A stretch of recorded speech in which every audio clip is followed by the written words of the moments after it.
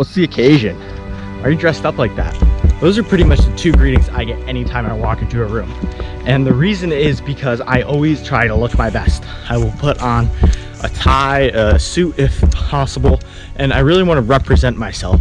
But the question is why, right? Like, it's not just that I find it comfortable.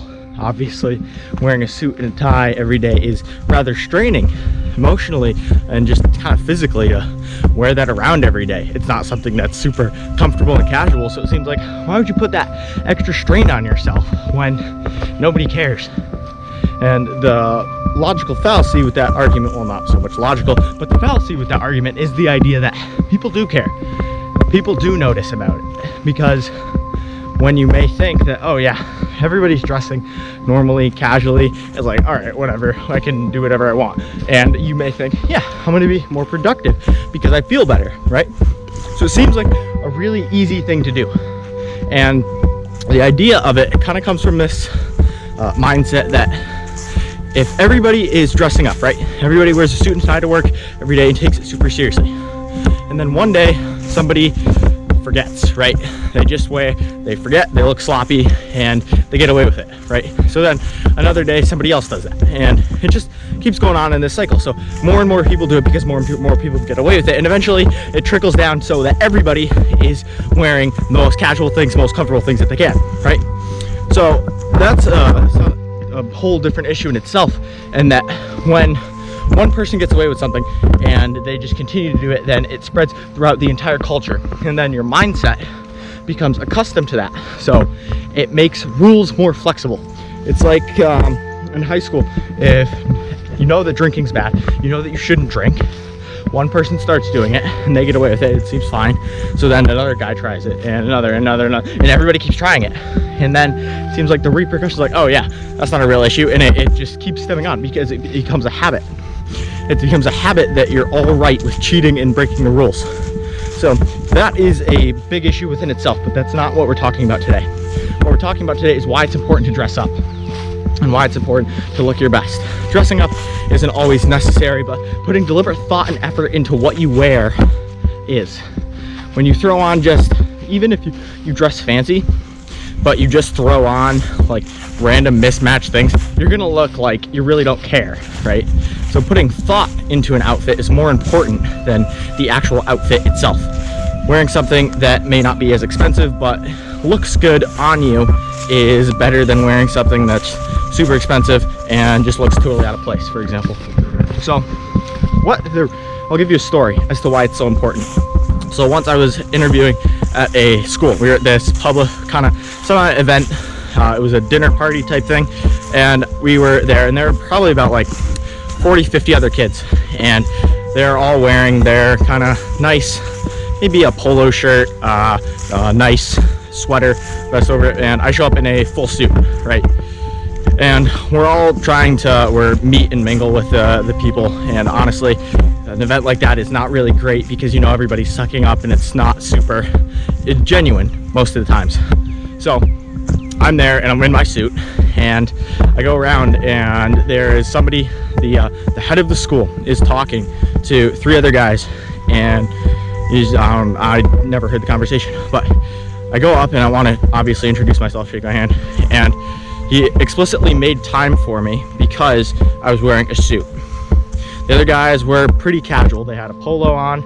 They weren't really dressed as formally as they could be, and I was wearing a suit. And I guarantee you that that allowed me to butt into their conversation and to make my mark.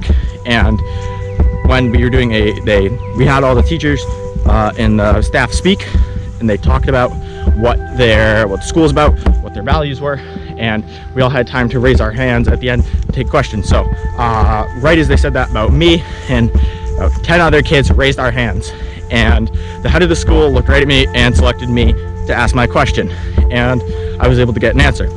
So I ended up getting into the school, but I really believe that impact, that me dressing up, allowed me to stand out from the others, right? And because of that, it allowed me to be in a better position and make a stronger connection with that person. So it's very powerful, but here's how to do it, right? You don't want to simply get up and wear something fancy because you think it might impress somebody. Like, obviously, if you're doing it for that reason, you're not going to get the right results. You need to be doing it with the right intentions, and that's the big difference that most people don't get.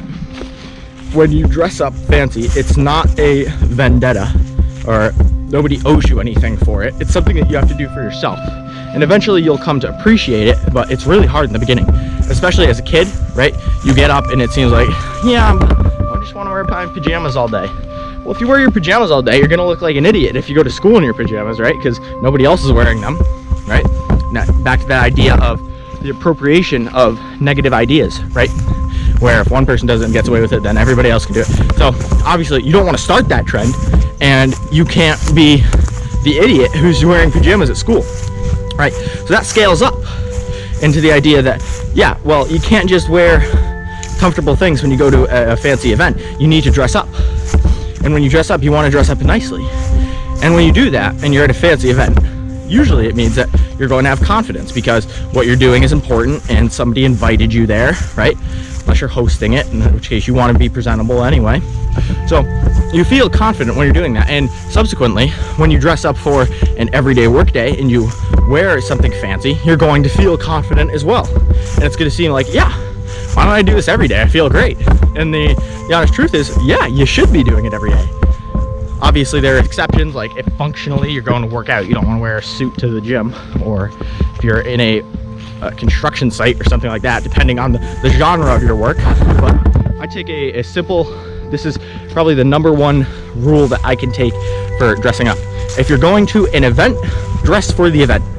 Dress to the highest standard that you can for that event. If you're going, because when you're at your house, sure, wear whatever. You're alone, you're maybe with your spouse, your significant other, whatever it is, wear whatever. Be comfortable, right? That's your place of solitude, right? When you go out somewhere to an event, maybe that event is going to the gym, right? Dress as nicely as you can for that event. So when you're going to the gym, wear your nicest workout shorts, nicest shirt, nicest shoes, whatever it may be, but that is functional for the purpose. There's nothing worse than showing up to an event and wearing the wrong functional pieces, right? You may look really good in those, but you're just in the wrong genre, and it makes you look out of place and honestly rather incompetent. So dressing to the occasion is more important than dressing, right? So back to the main rule that you want to dress for the event. You go to the grocery store, don't just go in your comfortable things. Put on a nicer shirt, put on some nice pants, shoes, whatever it may be, and wherever you're going, dress for the event to the highest level of your ability, right? You're going to, and honestly, it's going to be tough because it's expensive usually to wear nice things, traditionally nice things such as like a suit, tie, if you're wearing like a nice dress, something like that, and it takes time. That's the other thing. A lot of people say that, oh yeah, it takes way too much time for me to get that outfit ready in the morning, and honestly, it doesn't. The amount of effort that you put into finding your casual clothes and something that doesn't look totally like you're 5 years old is probably the same amount of time that it will take for you to put on a nice shirt, put on a nice tie, nice suit jacket, pants, socks, shoes, whatever it may be, right? Whatever level it is.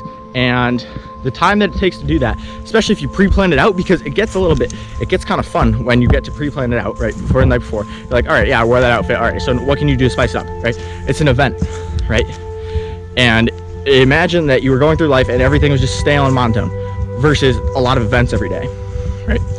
So if you can make each of those decisions an event so that you're more inclined to put the effort in, it's going to be a lot more enjoyable and you're going to get a lot more out of it. So it pays dividends to dress nicely. Dress nicely to every event that you can, right? Dress as nice as you can to every event, functionally. If you do that, I guarantee you're going to make a massive impact. Because when that idea of the cultural appropriation that, oh, one person did it, now another, and it's just going to spread down, if you can step out of that, then you are going to be exemplary. Because when everybody follows the pack, you're following. You're never going to create something for yourself. If you really want to be a visionary, step out of what is the traditional mindset. And usually, well, you could argue that the traditional mindset is that you should dress nicely, right? And you want to step out of that and be rebellious. Well, yeah, but you don't want to be rebellious to the point where it's like, yeah, you're 5 years old. You look like you were just dressed by your mom every morning, right? You don't want to look like that. It's embarrassing to a degree, right? Because the idea of, oh yeah, you want to be different. Okay, yeah, maybe spice it up, wear some more colorful clothes, maybe wear a more floral patterned shirt, right? As opposed to just a white shirt, gray suit, like really bland, right?